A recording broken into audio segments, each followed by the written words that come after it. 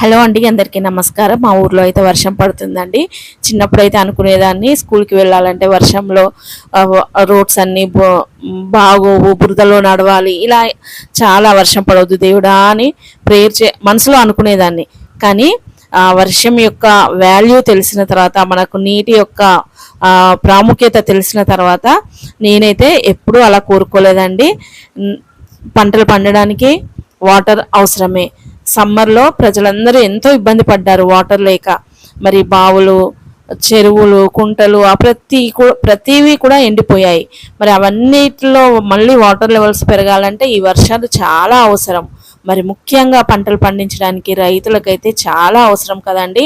మరి మనకు ఫుడ్ కావాలంటే పంటలు చక్కగా పండాలి.